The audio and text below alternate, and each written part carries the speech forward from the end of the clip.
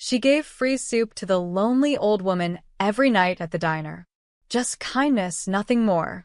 Then a mafia boss walked in with 4 men in suits and dropped a photo on the counter. It was the old woman, decades younger.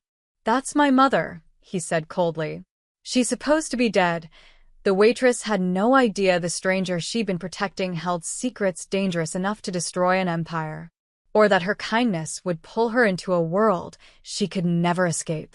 The neon sign outside Maggie's diner flickered 3 times before dying completely. Mira didn't bother calling the landlord anymore.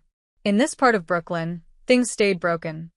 She wiped down the last booth, her shoulders aching from a double shift. The rain hammered against the windows, turning the street outside into a blur of headlights and shadows. It was nearly midnight, and she should have locked up an hour ago, but Rose hadn't finished her soup yet. "You're going to catch hell from your boss, staying open this late," Rose said from her usual spot by the window. Her weather hands cupped the ceramic bowl like it was precious. "I am the boss between 10 p.m. and closing," Mira replied, managing a tired smile. Perks of being the senior waitress at a place where nobody wants the late shift. Rose chuckled, but it turned into a cough. She was thin, too thin, and her clothes hung loose on her frame. Mira had been sneaking her free meals for 3 months now, ever since she'd found the old woman sitting on the diner steps in the rain, staring at nothing. "That's the last of the vegetable soup," Mira said, bringing over a coffee refill. "But I can make you a grilled cheese if you're still hungry." "You're too kind to an old fool like me." Rose's eyes were distant, focused somewhere beyond the rain-streaked glass. "My grandmother used to make soup like this. Back in the old country before." She stopped herself, fingers tightening around the bowl. Mira had learned not to push. Rose's past was a locked door, and every time Mira tried to open it, the old woman would change the subject or start humming. Always the same tune, something Italian and sad that made Mira's chest tight. "Before what?" Mira asked gently, sitting across from her. "Before the roses burned," Rose whispered. "We had a garden. Hundreds of them. Red, white, pink. My son used to pick them for me every Sunday." Her voice cracked. "That was before he learned to pick locks instead." Mira reached across the table and squeezed her hand. Rose's fingers were ice cold. The doorbell chimed. Mira looked up, ready to tell whoever it was that they were closed. The words died in her throat. 5 men stood in the doorway, rain dripping from their expensive suits.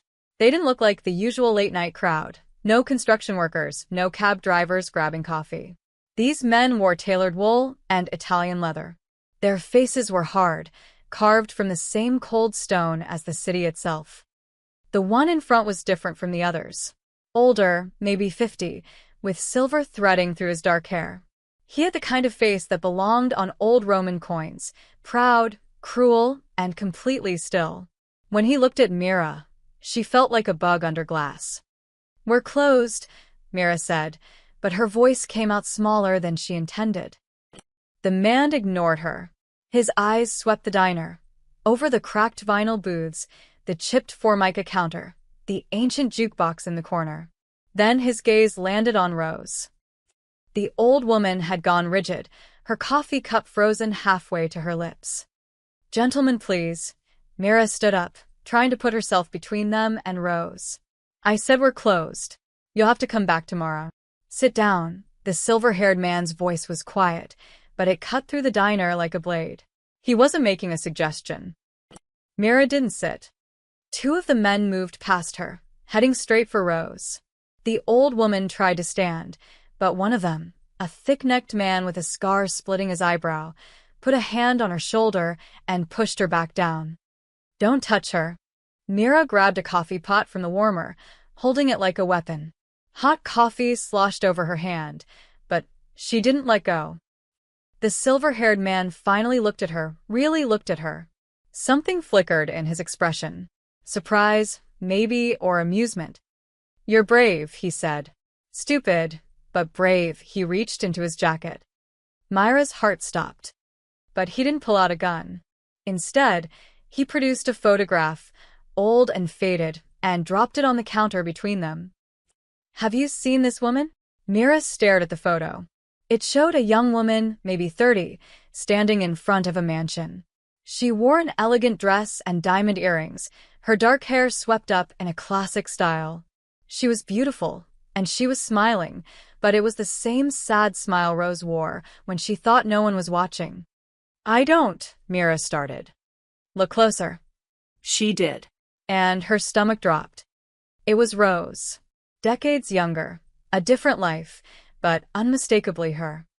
I don't know her, Mira lied, the words tumbling out too fast. The man's expression didn't change, but something dangerous flashed in his eyes. He gestured with 2 fingers, and his men began tearing through the diner. They overturned chairs, yanked open cabinet doors, scattered napkins and silverware across the floor. Hey, stop it. Mira moved toward them, but the silver-haired man blocked her path. Where is she staying? He asked softly. I don't know what you're talking about. Behind him, Mira saw Rose slip out of her booth. The old woman moved with surprising speed for someone so frail, heading toward the back exit. The men were too busy searching to notice. My name is Dante Moretti, the man said, and something about the way he said it made Myra's blood run cold. She'd heard that name before, whispered by the regulars, mentioned in news reports about organized crime. And the woman in that photo is my mother. Myra's world tilted. She's been dead for 15 years, Dante continued, his voice carrying the weight of old grief. But someone saw her. Here. At this diner, his eyes bored into hers. So I'll ask you one more time. Where is she? The back door clicked shut. One of Dante's men noticed. Boss. Dante spun around, faster than Mira expected. He took 3 long strides toward the kitchen, his men following. Mira heard them throw open the back door, heard their footsteps echoing in the alley. They came back empty-handed. Dante turned to Mira, and for the first time, she saw real emotion on his face. It was rage, cold and bottomless. If you see her again, he said, each word precise and terrible, you tell her that her son wants her home. You tell her that family doesn't run. And you tell her, his voice caught, just for a second, tell her the roses grew back. He dropped a business card on the counter, then walked out into the rain. His men followed, leaving the diner in shambles. Mira stood there, shaking, until their car disappeared down the street. Then she locked the door, grabbed her coat, and ran into the alley. She found Rose huddled behind the dumpster, soaked through and trembling. Rose. Don't call me that. The old woman looked up, and in the dim light from the street, Mira saw tears mixing with rain on her weathered face. My name is Rosa Moretti, and that man, the one who just destroyed your diner, he's my son. Thunder rumbled overhead. And God help me, Rosa whispered, he's right. I should be dead. Mira brought Rosa back inside through the back door, locking it behind them. The old woman was shaking so hard her teeth chattered. Mira wrapped her in a tablecloth, the closest thing to a blanket she could find, and sat her down in the kitchen, away from the windows. Stay here, Mira whispered. Don't move. She crept back into the dining area, half expecting to see Dante's men still lurking outside. The street was empty except for the rain. She grabbed the photograph from the counter where Dante had left it, along with his business card. The card was simple. Expensive black stock with embossed silver lettering, Dante Moretti, and a phone number. Nothing else. No company name, no address. Men like him didn't need to advertise. Mira looked at the photograph again. Young Rosa stood in front of what had to be a mansion, 3 stories of white stone with manicured gardens stretching behind her. She wore pearls. Real ones, Mira guessed. The kind that cost more than Mira made in a year. That was taken on my 40th birthday, Rosa's voice came from the kitchen doorway. She'd stopped shaking, but her face was pale. Dante was 15. He took the picture. He'd just gotten a new camera, one of those expensive ones he'd begged his father for. Mira guided her back to the kitchen table. Rosa, what's going on? Why does your son think you're dead? Because I needed him to. Rosa's fingers traced the edge of the tablecloth. Because if he knew I was alive, he'd never let me go. And I couldn't watch what he was becoming. What do you mean? Rosa closed her eyes. After his father died, Dante changed. He was such a sweet boy before. He played piano. Can you imagine? My son, who just threatened you, used to play Chopin. A bitter laugh escaped her. But when Antonio died, something in Dante died too. He became hard. Cold. He took over his father's business and turned it into something worse. Something I didn't recognize. His father's business, Mira repeated slowly. You mean the Moretti family? Yes, Rosa opened her eyes. Antonio ran one of the largest crime syndicates in New York. And when he was murdered, Dante inherited all of it. The money, the violence, the blood. Mira felt the room spinning. She'd been serving soup to a mafia widow. She'd lied to a mafia boss. She'd just made herself an enemy of one of the most dangerous men in the city. Why did you come back? Mira asked. If you've been hiding for 15 years, why come back to Brooklyn? Why risk being near him? Rosa was quiet for a long moment. Because I'm dying. The words hung in the air between them. I have maybe 6 months, Rosa continued, her voice steady now. And I thought, foolishly, that I could see him one last time. From a distance. Just to know he was alive. I never meant to let him find me. Someone must have recognized you. Mrs. Chun from the grocery store on 5th, Rosa said. I saw her looking at me last week. I should have known. She used to work in our house back when Dante was a boy. I thought maybe she wouldn't remember, or wouldn't care. But everyone has a price, and Dante pays well for information. Mira thought about the men who'd just torn through her diner. About Dante's cold eyes and colder voice. About the way he'd said family doesn't run. He wants you back, Mira said. He wants to lock me away. Rosa's hands clenched into fists. In that big house, behind those gates, where he can control everything. Where I can watch him destroy himself and everyone around him, just like his father did. I won't do it. I'd rather die alone than live in that cage again. Mira looked around at the destroyed diner. Chairs on their sides, napkins scattered like snow, the cabinet doors hanging open. Tomorrow, her boss would demand answers. He'd probably fire her. She couldn't afford to lose this job. But when she looked at Rosa, small and frail and terrified, she couldn't turn her away. You can't go back to wherever you've been staying, Mira said. Dante will find you. I know. And you can't stay here. He'll come back. I know. Mira made a decision that would change everything. My apartment. It's small, and it's above a laundromat, and it smells like detergent, but it's mine. He won't think to look there. Not yet. Rosa stared at her.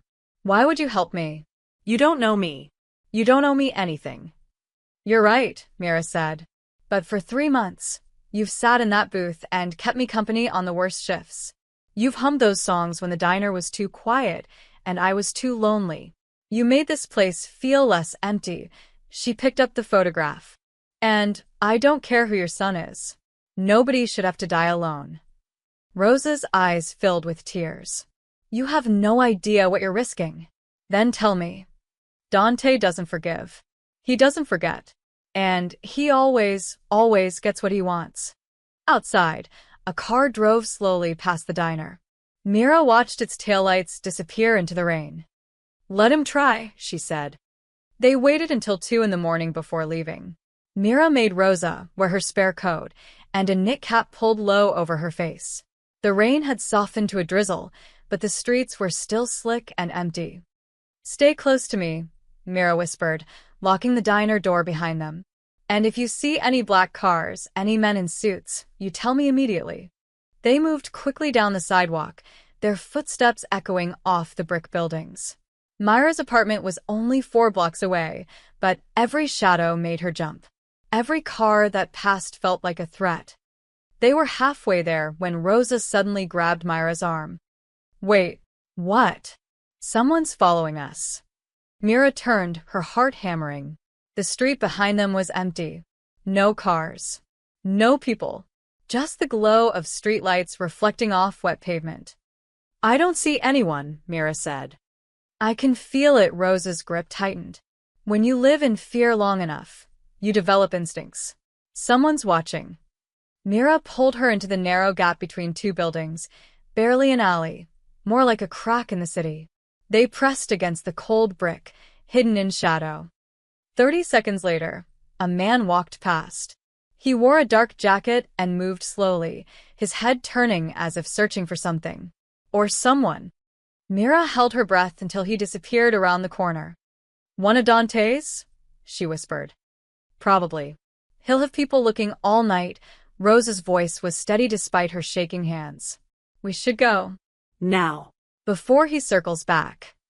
They emerged from the alley and walked faster, nearly running. Myra's building appeared ahead, a tired brick structure with a flickering sign that read Suds and Spin Laundromat. Her apartment was on the second floor, accessed by a rusty fire escape around back. Not exactly luxury, Mira said as they climbed the metal stairs. Luxury is a prison with silk curtains, Rosa replied. Inside, Myra's studio apartment was exactly what she'd warned. Small and filled with the smell of industrial detergent rising from the laundromat below. A futon against one wall, a kitchenette that was barely more than a hot plate and mini-fridge, a bathroom the size of a closet. Her entire life fit in 300 square feet. Rosa looked around, and to Myra's surprise, she smiled. It's perfect. It's a shoebox. It's free. Rosa sat heavily on the futon. Now that they'd stopped moving, exhaustion seemed to crash over her like a wave. I haven't felt free in decades. Mira put water on for tea, the cheap kind from the bodega downstairs, but it was hot, and it was something. She sat beside Rosa, and for a moment, neither of them spoke. Tell me the truth, Mira finally said. Why did Dante become what he is? People don't just wake up one day and decide to be criminals. Rosa stared at her son, my beautiful boy, and saw only ice where his heart used to be. Tears streamed down Rosa's face now. So I ran. I staged my death. Made it look like I drowned off the coast during a vacation. Left everything behind except some old photographs and the clothes on my back. And the documents you mentioned in the alley, Mira said quietly. You said you had papers. Evidence. Rosa went very still. How did you? You were mumbling when I found you behind the dumpster. Something about papers that could destroy the family. For a long moment, Rosa didn't answer. Then she reached into her coat, the one Mira had given her, and pulled out a small, waterproof envelope taped to the lining. Bank accounts. Shell companies. Names of politicians on the payroll. Judges. Police captains. Everything Antonio built his empire on, and everything Dante expanded. Rosa's hands trembled as she held it. If this gets out, the Moretti family ends.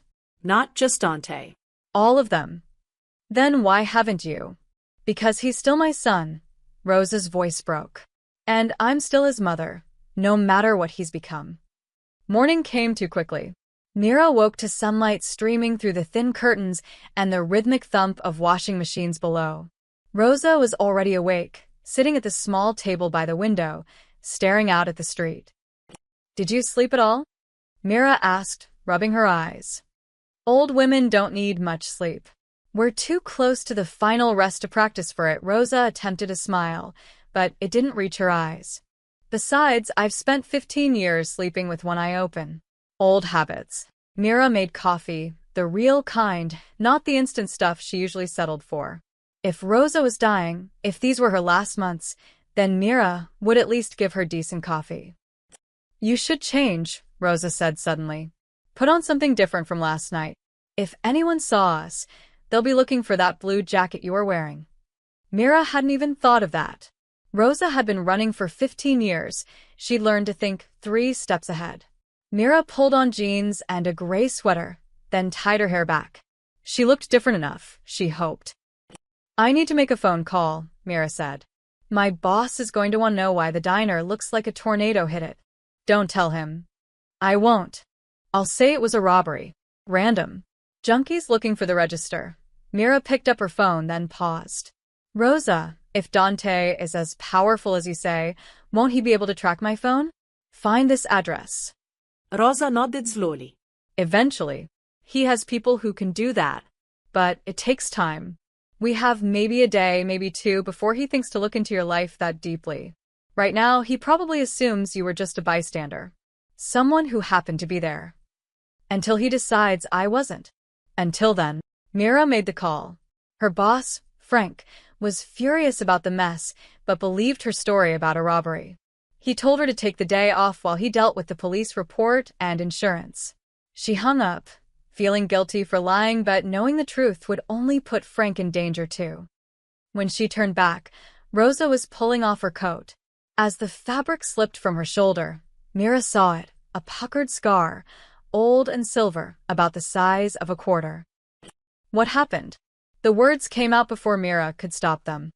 Rosa looked down at the scar, as if she'd forgotten it was there. A bullet.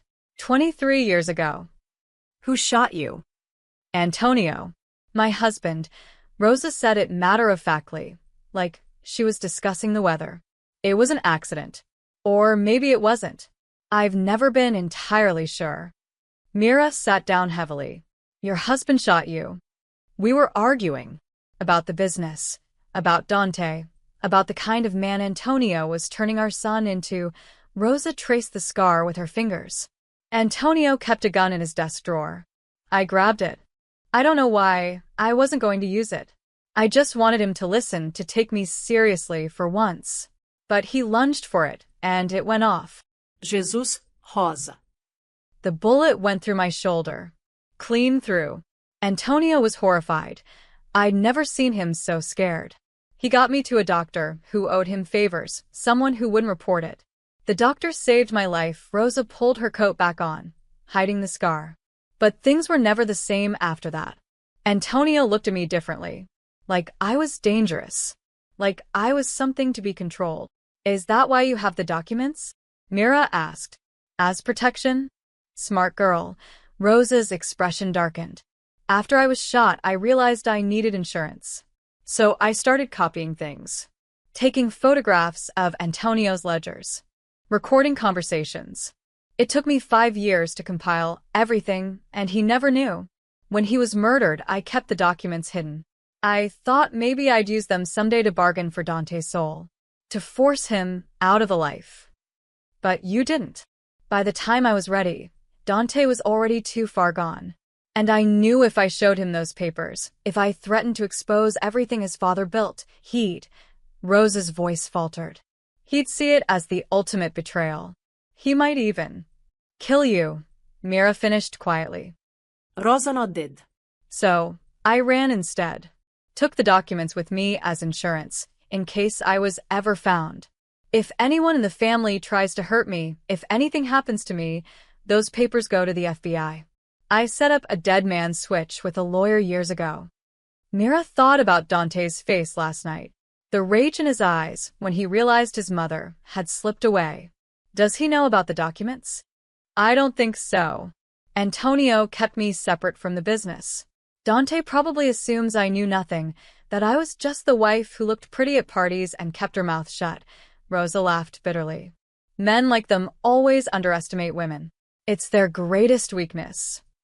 A sound from outside made them both freeze. Footsteps on the fire escape. Mira moved to the window, careful to stay hidden behind the curtain. A man stood on the landing below, looking up at her apartment. He wore a suit. Even from here, she could see the bulge of a gun beneath his jacket. They found us, she whispered. Rosa stood, already reaching for her coat. The envelope. Where did I put? Here, Mira grabbed it from the table. But where do we go? Anywhere but here. The footsteps started climbing. Mira grabbed Rosa's arm and pulled her toward the apartment door. They slipped out into the hallway just as heavy footsteps reached the fire escape landing outside. The building's interior stairs were at the far end, old wooden steps that creaked with every movement. Quietly, Mira breathed.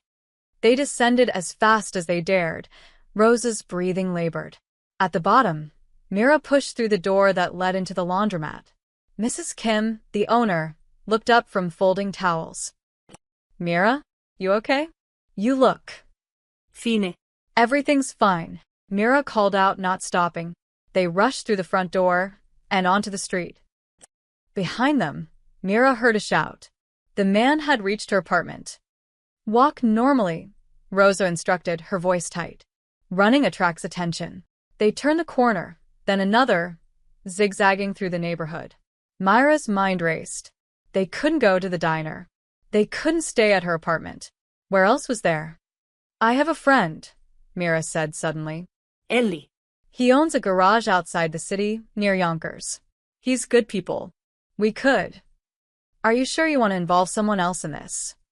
Mira thought about it for exactly 2 seconds. No. But I don't see another option. They caught a bus heading north, sitting in the back, where they could watch everyone who got on. Rosa kept the envelope pressed against her chest, hidden beneath her coat. Every time someone in a suit entered, Myra's heart stopped, but they were all just commuters, oblivious to the danger. Mira pulled out her phone to call Eli, then hesitated.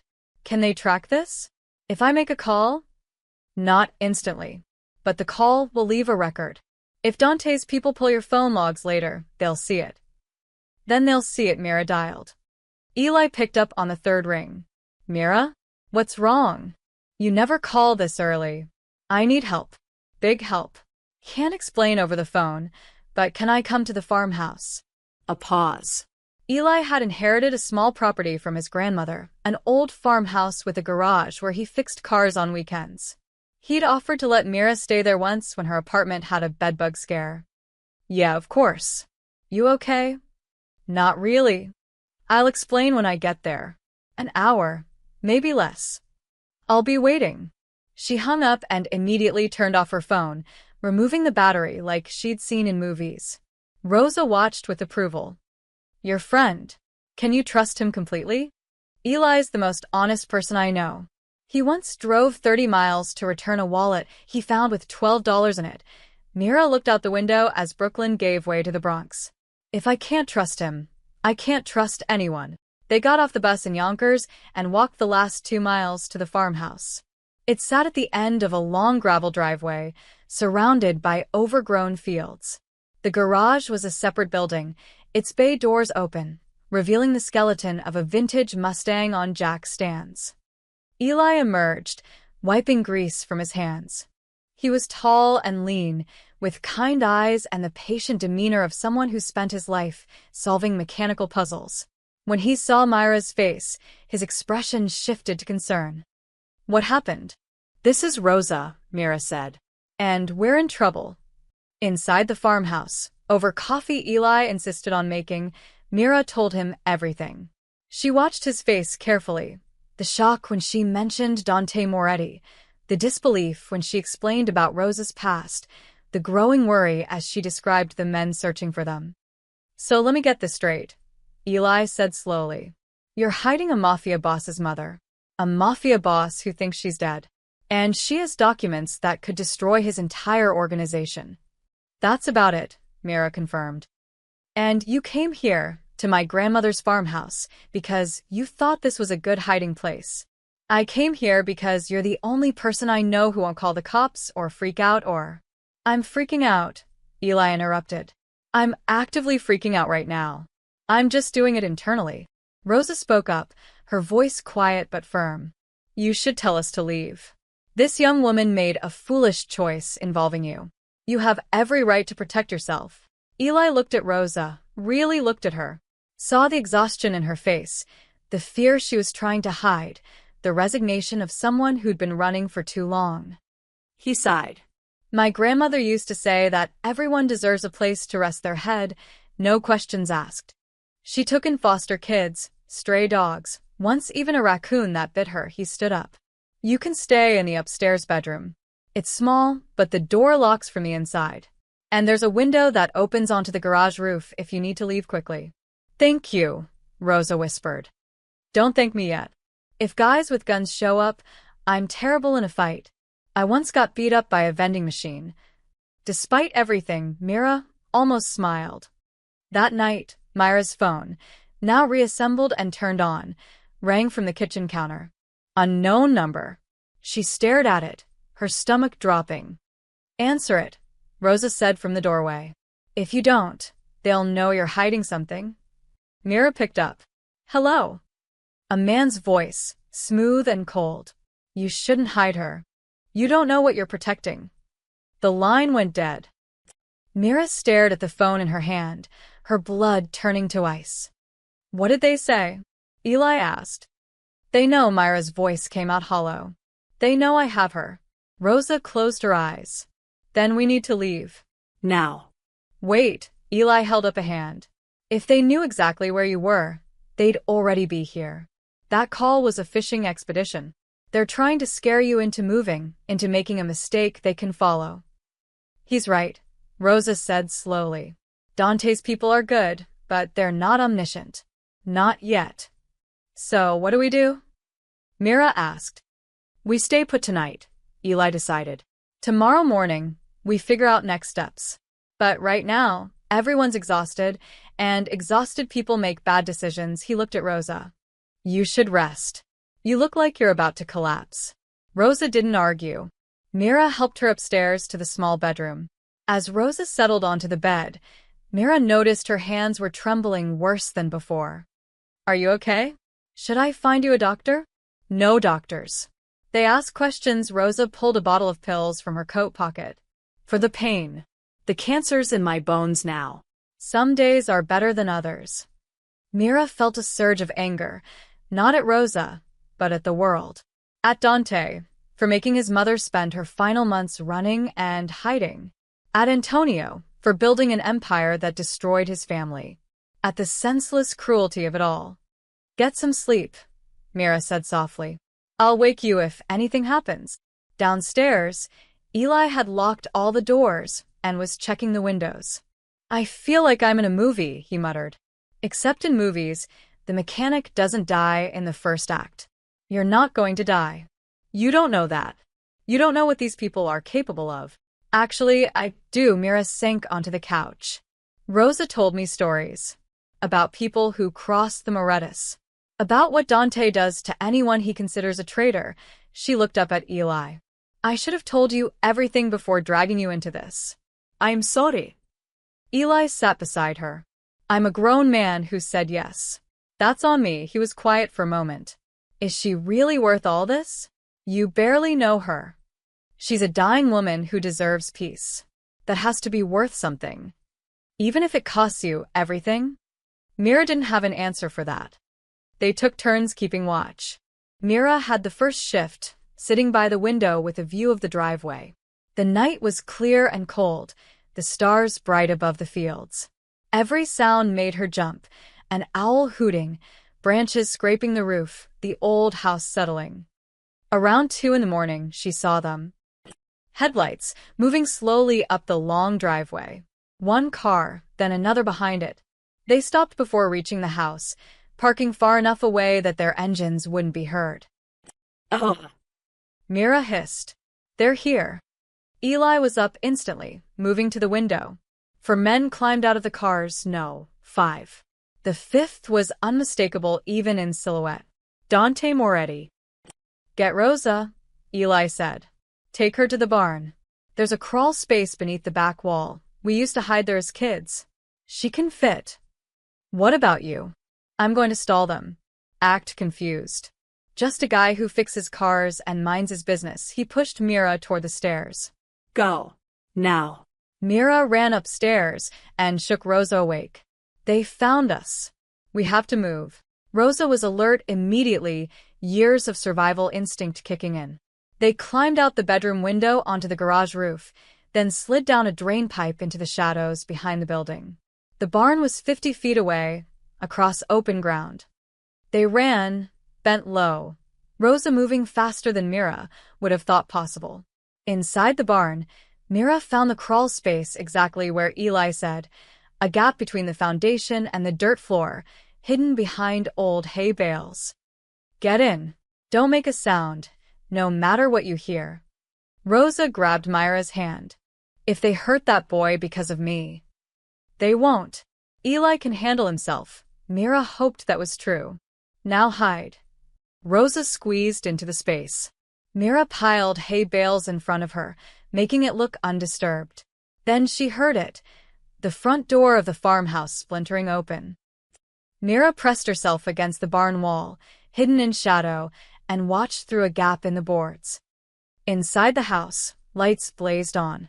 She could see figures moving past the windows, tearing through rooms. Then Dante appeared in the doorway, with Eli in front of him. One of Dante's men had a gun pressed to Eli's back. They brought him to the porch. Dante said something Mira couldn't hear. Eli shook his head, his face defiant.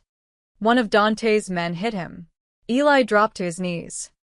Myra's hand covered her mouth, stifling a gasp. Dante crouched down, speaking directly to Eli. His voice carried across the night air. I don't want to hurt you. I just want my mother back. Tell me where she is, and this ends peacefully. Eli looked up, blood running from his split lip. I don't know what you're talking about. Dante stood. He pulled something from his pocket, a piece of paper, and held it up. Even from a distance, Mira could see what it was. A drawing. Childish, faded with age. A boy holding flowers, giving them to a woman. Dante's voice cracked, just slightly. I drew this for her when I was 8. Found it in the diner, hidden under the register. He looked at Eli with something that might have been grief. She kept it all these years. Even when she ran from me, Dante's hands clenched into fists. So don't tell me you don't know where she is. Someone's protecting her. And that someone will tell me the truth. Mira watched through the barn slats, her heart hammering against her ribs. Eli was still on his knees, defiant despite the blood on his face. Dante circled him like a predator, the childhood drawing still clutched in his hand. Last chance, Dante said quietly. Where is she? I told you. I don't know. Dante nodded to one of his men, the thick-necked one with the scar. He grabbed Eli's arm, twisting it behind his back. Eli grunted in pain, but didn't cry out. Myra's body moved before her mind could stop it. She stepped out from the barn, her hands raised. Wait. Stop. I'll tell you. Every gun turned toward her. Dante's eyes narrowed. Mira? No. Elisoter. 2 of Dante's men rushed forward, grabbing her arms. They dragged her to the porch and forced her to her knees beside Eli. Dante stood over them both, his face unreadable. The waitress. I wondered if you were brave or stupid. Now I have my answer. He looked toward the barn. She's here, isn't she? My mother. She's gone. Mira lied desperately. She left hours ago. Caught a bus heading west. I don't know where. Don't. Dante's voice cut like a blade. Don't insult my intelligence. If she were gone, you wouldn't have given yourself up to protect your friend. He gestured to his men. Search everything. The barn, the garage, the fields. Find her. The men fanned out. Myra's stomach dropped. They'd find Rosa in minutes. Why do you even want her back? Mira asked, trying to buy time. She's been dead to you for 15 years. Why not let her stay that way? Dante's jaw tightened. Because she's my mother. She's a stranger who ran away from you. Watch your mouth, the scarred man growled, raising his hand. No, Dante stopped him. His eyes were on Mira, and for the first time, she saw real emotion there, not rage, but something deeper. Pain. You want to know why? Because she's the only family I have left. Because every decision I've made, everything I've built, was to make her proud. To create something worthy of the Moretti name. And then she left. Disappeared like I meant nothing. Maybe you didn't, Mira said quietly. Maybe she left because of what you became, not despite it. Dante's hand shot out, grabbing Myra's throat.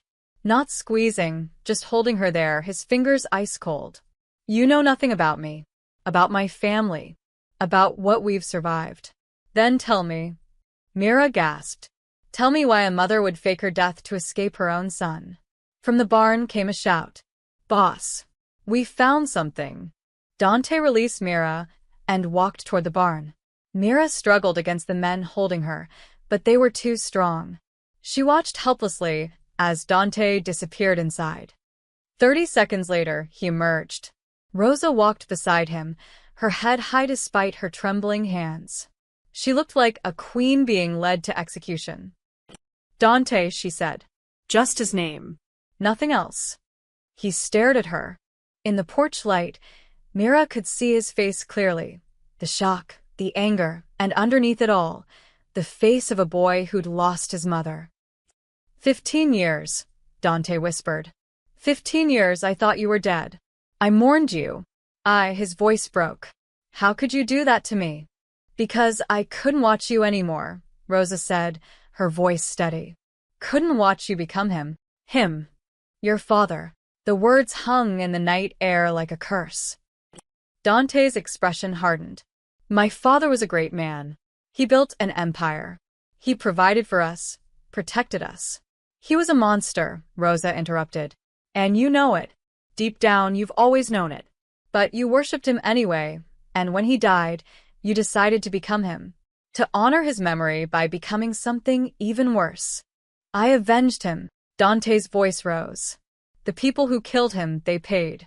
Everyone who betrayed him paid. I made the Moretti name feared and respected again. Feared, yes. Respected? Rosa shook her head. People don't respect monsters, Dante. They just pretend to, because they're terrified. Then why did you come back?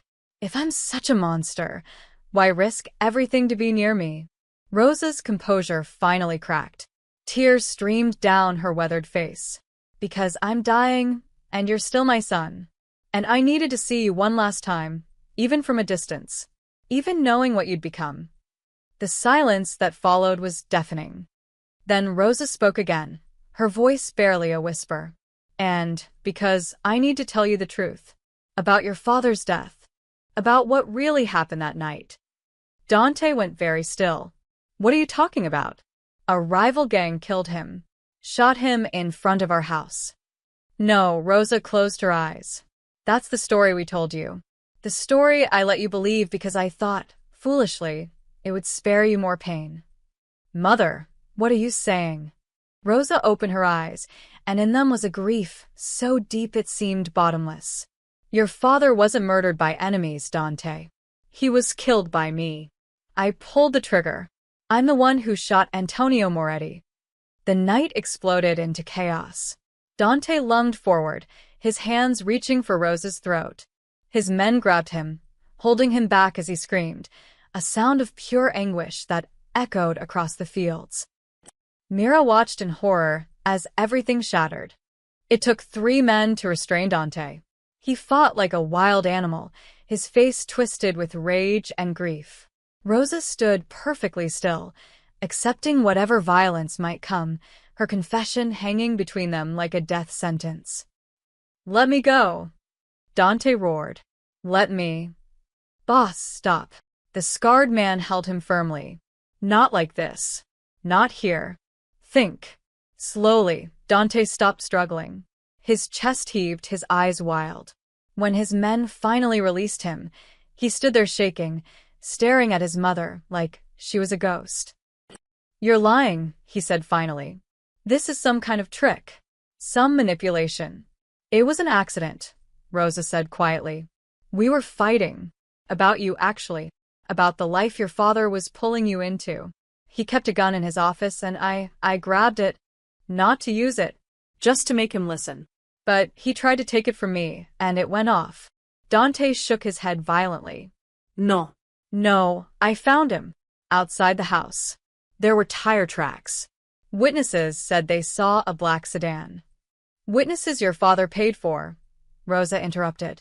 I shot him inside the house, in his office. But he was still alive. He staggered outside, trying to reach the car, trying to get help. That's where he collapsed. That's where you found him, her voice broke. And with his dying breath, he made me promise to tell you, it was the Giordanos. To give you a target for your grief. To point your rage at anyone but me. That's impossible. Why would he? Because he loved you more than he hated me. Because he knew if you learned the truth, it would destroy you. Rosa stepped closer, despite the danger. And he was right. Look at you. Look at what knowing has done. Dante's hands were fists at his sides, trembling. You let me hunt them. The Giordanos. I killed them all. Every single one. Men, Dante. People with families, with children. And they were innocent. No one in that life is innocent, Rosa said. But they didn't kill your father. That blood is on my hands alone. Mira watched Dante's face cycle through emotions too fast to name. Then something cold and terrible settled over his features, the mask of the mob boss returning. Take her, he said to his men. Lock her in the car. Dante, Rosa began. Don't, his voice was ice. Don't say my name. Don't speak to me. You're not my mother. My mother died 15 years ago. You're just a liar who wears her face. Two men grabbed Rosa and dragged her toward the cars. She didn't fight, didn't scream, just kept her eyes on her son until they pushed her into the back seat. Dante turned to Mira and Eli. You too. You helped her. Hid her from me. Do you understand what the penalty is for that? Eli spoke up, his voice surprisingly steady. We helped an old woman who needed protection. That's all. She's a murderer. She's a survivor, Mira countered. And you know what? After hearing all this, I'd help her again. Because whatever she did it trying to save you from becoming exactly what you are now. Dante's hand moved to his jacket, toward where Mira knew his gun must be. She braced herself. But he didn't draw it. Instead, he pulled out a phone and made a call. It's done. I found her. No, she's alive. We're bringing her to the estate. Yes, all of it. He hung up and looked at Mira. You want to help her? Then you're coming with us. You can watch what happens when someone betrays the Moretti family. No. Eli started to stand, but one of the men slammed him back down. Not him, Dante said. He's nobody. Just a grease monkey who made a bad choice. He looked at Eli with something like contempt. Go back to your engines and your simple life. Forget you saw anything tonight. Because if you talk, if you breathe a word of this to anyone, I'll burn this whole property to the ground with you inside it. Understand? Eli's jaw clenched, but he nodded. They pulled Mira to her feet and dragged her toward the cars. She looked back at Eli, trying to memorize his face, wondering if she'd ever see him again. The drive to the Moretti estate was silent. Rosa sat in one car, surrounded by guards. Mira rode in the other with Dante. He stared out the window, his profile carved from stone. She was protecting you, Mira said finally. Everything she did, running, hiding, lying, it was all to protect you. I don't need protection. I need loyalty. She gave you something better. She gave you the truth. Dante turned to look at her. You're very brave or very stupid. I haven't decided which. Neither. I'm just someone who believes people deserve second chances. Even people who've done terrible things. There are no second chances in my world. Only debts to be paid. They drove through Brooklyn, across the bridge, into the wealthy neighborhoods of Staten Island. The Moretti estate emerged from the darkness, 3 stories of white stone, surrounded by iron gates and manicured grounds. Just like in the photograph. As they pulled up to the house, Mira saw the gardens. Hundreds of rose bushes, full of blooms even in November, their petals dark in the night. The roses had grown back. Just like Dante said. The mansion was cold despite its grandeur. Marble floors, crystal chandeliers, expensive furniture that looked like no one had ever sat on it. It felt more like a mausoleum than a home. Dante's men brought Rosa to what must have once been a sitting room. Now it felt like an interrogation chamber. They forced her into a chair while Mira was shoved onto a sofa against the wall. Leave us, Dante commanded. His men filed out, closing the heavy doors behind them. For a long moment, the 3 of them sat in silence. Rosa looked small in the ornate chair, her hands folded in her lap.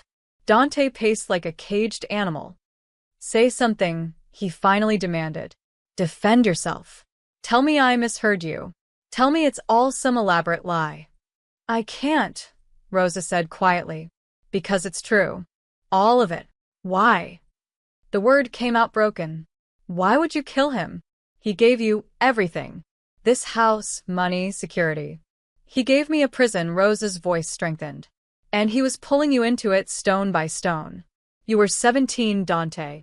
You should have been thinking about college, about girls, about your future. Instead, you were learning to collect debts and intimidate witnesses. You were becoming his weapon. I was becoming a man. You were becoming a killer. Rosa met his eyes. The night I shot him, he just told me about his plans for you. A test, he called it. Someone had stolen from the family, a low-level guy. Nobody important. Antonio wanted you to handle it. Wanted you to make the man disappear. Dante's pacing stopped.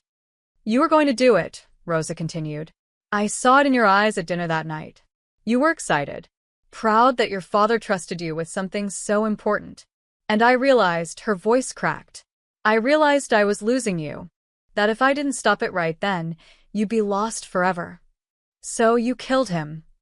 So I confronted him. Begged him to let you go. To send you away to school. To give you a chance at a normal life. He laughed at me. Said I was weak. That I didn't understand what it took to survive in this world. Rosa's hands tightened into fists. I grabbed the gun. I just wanted him to take me seriously for once. To see me as something more than a decoration. But he came at me, furious that I'd dare touch it. We struggled. And then, the sound of her sob echoed through the vast room. Then I was a widow, and you were an orphan, and Antonio's last words were making me promise to lie. To protect you from the truth. And God help me, I did. I thought if you believed it was the Giordanos, you'd get your revenge, and then move on. Live your life. But instead I built an empire on a lie, Dante finished. His voice was hollow. Everything I am, everything I've done, it was all for nothing. Not for nothing, Rosa said desperately. You can still walk away. Dismantle what your father built. Use the money to... A sound interrupted her. Crackling. Mira smelled it before she saw it. Smoke. Creeping under the door. Dante moved to the window and looked out. His face went pale. Fire. The east wing is burning. How? Mira stood, her heart racing. Dante was already on his phone, calling his men. No answer. He tried another number. Nothing. Something's wrong. My security team, they're not responding. Rosa stood slowly, understanding dawning on her face. It's not an accident. What are you talking about? Someone wants us dead, Dante. Both of us. Think about it. Who benefits from the Moretti family destroying itself from within? Dante's eyes widened. The Calabrese family. They've been trying to move into our territory for years, but they couldn't do it while we were unified. He looked at his mother with new horror. If I kill you, or if you die here, my own people will turn on me. They'll see me as a kinslayer. The family will fracture. And the Calabreses will pick up the pieces, Rosa finished. The smoke was getting thicker.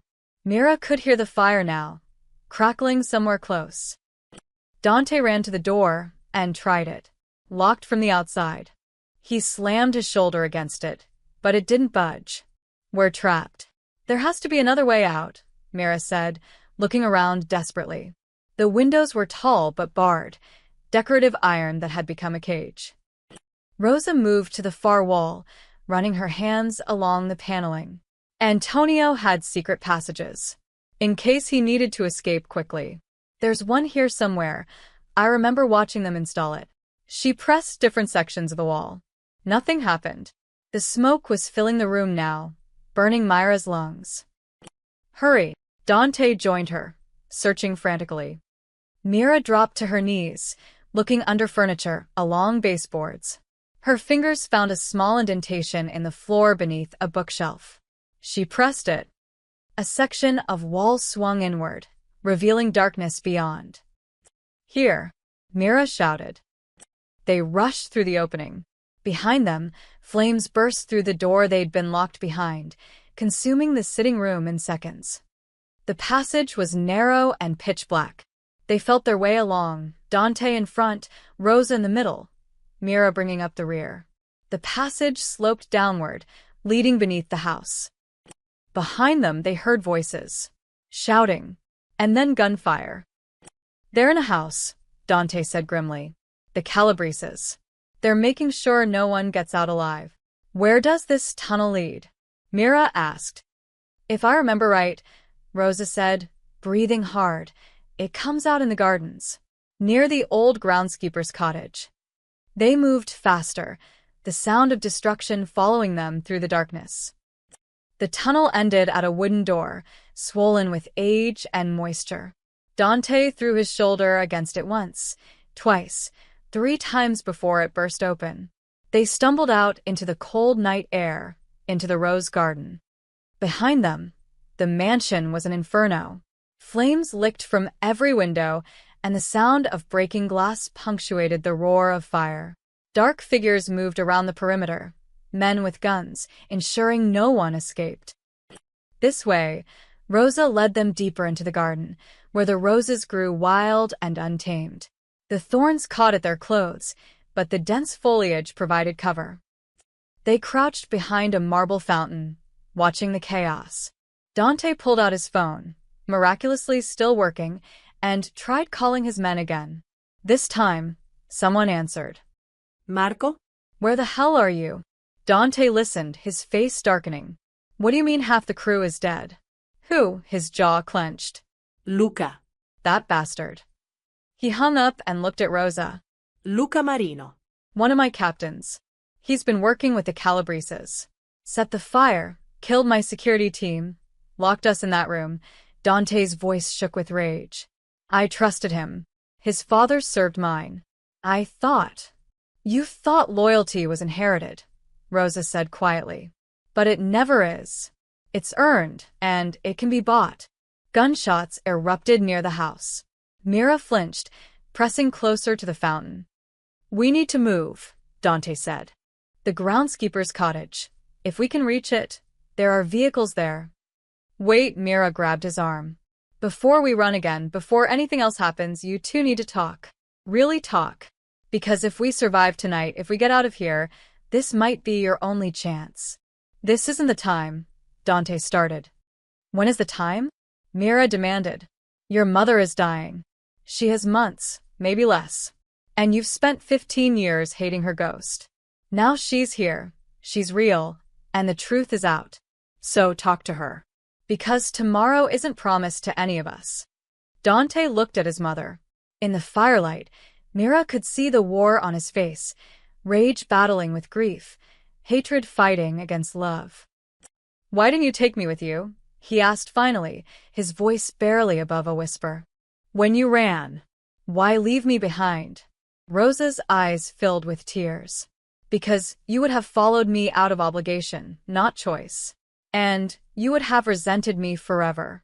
I needed you to live your own life, make your own choices, even if those choices broke my heart. So, you thought faking your death was better? I thought giving you closure was better than watching you choose that life while I was still alive. I couldn't bear to see you become your father while looking me in the eye. Rosa reached out, her hand trembling. But I was wrong. I should have fought harder. Should have dragged you away even if you hated me for it. Because now I've done things that can't be undone, Dante finished. I've killed innocent people, destroyed families, built an empire on blood and lies. He looked at his hands like they belonged to someone else. The Giordanos. I hunted them for years. Every single one I found, his voice broke. And they didn't even do it. No, Rosa said. But they weren't innocent either. None of us are in this life. That doesn't make it right. No. It doesn't. Rosa finally touched his face, and Dante didn't pull away. But it's not too late to stop. To tear it all down. To build something better from the ashes. How?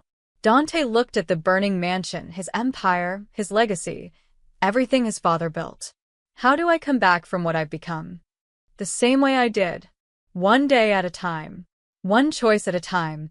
Rosa pulled the waterproof envelope from her coat. These documents. Everything about the family's operations. Bank accounts, corrupt officials, every crime committed. We give them to the authorities. We end this. Tonight. Dante stared at the envelope like it was a loaded gun. If I do that, I go to prison. Everyone in the family goes down. Yes. I'll lose everything. You'll lose everything that doesn't matter, Rosa corrected. Money, power, fear. But you'll keep the one thing worth having, your humanity. I'm not sure I have any left. You do, Rosa's voice was fierce now. Because you haven't killed me yet. Despite everything I've done, everything I've confessed, you haven't pulled that trigger.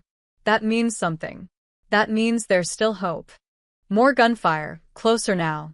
Voices shouting in Italian. They're searching the grounds, Dante said. We need to decide. Run or make a stand. Mira looked between mother and son, two people torn apart by violence, brought back together by fire.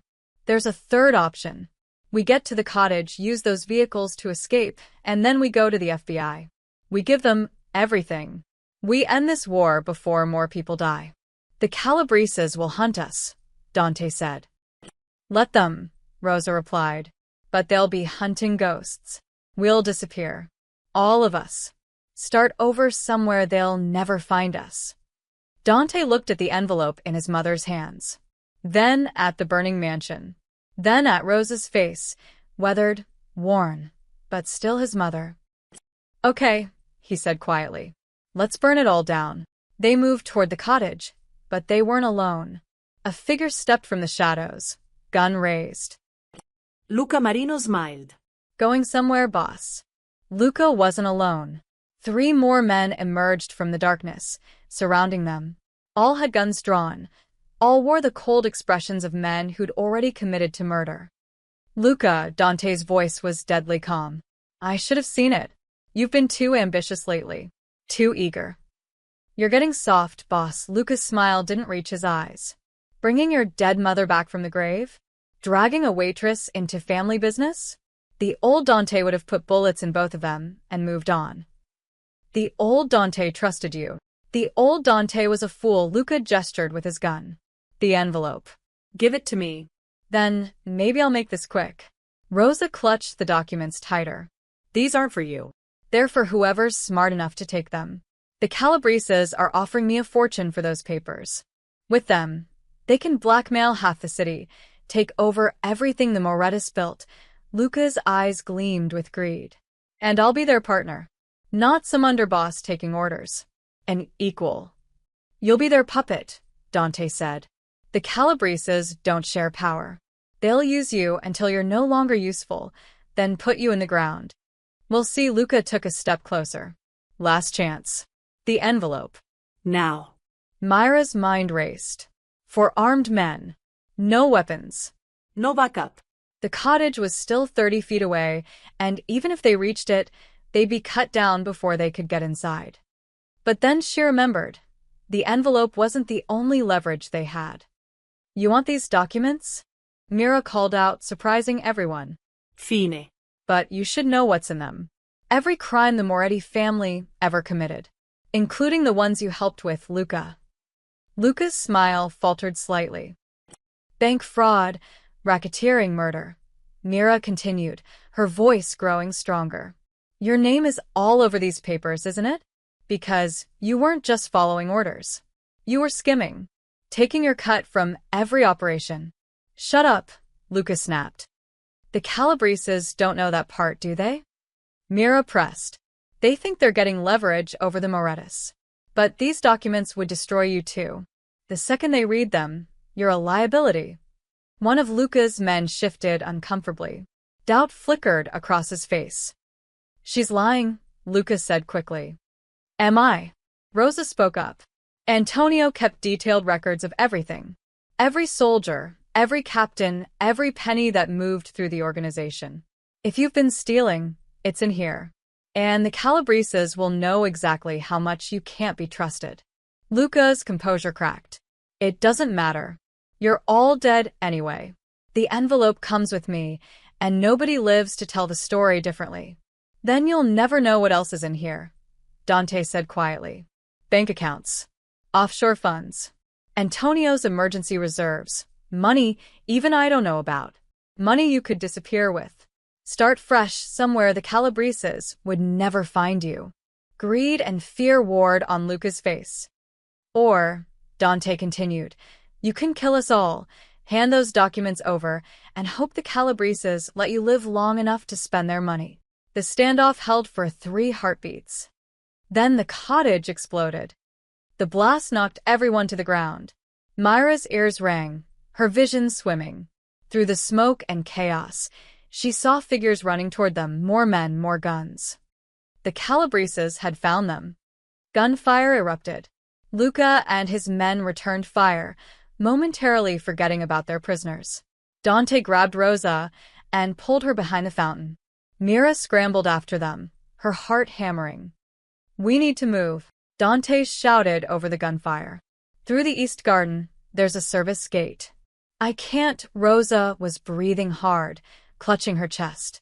The stress, the running, the smoke, it was too much for her failing body. "Go. Both of you. I'll only slow you down." "No," Dante's voice was fierce. "I'm not losing you again. You're not losing me. I'm choosing to give you a chance to live." Rosa pressed the envelope into Myra's hands. "Take it. Get it to the FBI. End this cycle of violence. Please." "Rosa," Mira started. A bullet struck the fountain inches from Myra's head, spraying marble chips. One caught her shoulder, and she cried out. Blood bloomed through her shirt. "Mira." Dante looked at the wound, his face pale. "I'm okay. It's just a graze," but the world was tilting. Shock, maybe. Or blood loss. Or the sheer insanity of everything. Dante made a decision. He scooped Mira into his arms like she weighed nothing, then looked at his mother. "Can you walk?" "Yes." "Then stay close. We move together or not at all." They ran through the rose garden, thorns tearing at their clothes and skin. Behind them, the gunfight intensified. Luca's voice rose above the chaos, screaming orders. The Calabreses were advancing. The service gate appeared ahead,